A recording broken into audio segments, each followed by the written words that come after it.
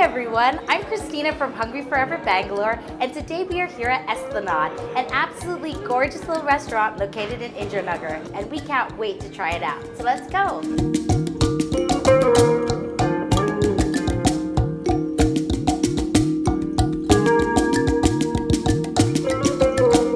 So we just had an absolutely amazing lunch at Esplanade, one of the best Bengali restaurants here in Bangalore.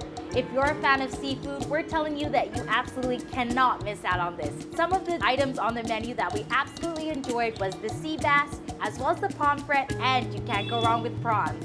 They don't currently have hilsa on the menu because it isn't in season, but you can get it when it is in season, and they fly it straight down from Kolkata, so you know it's perfectly fresh and absolutely delicious. So, if you like this video, don't forget to subscribe to our channel on YouTube, as well as follow us on social media. And don't forget to stay hungry.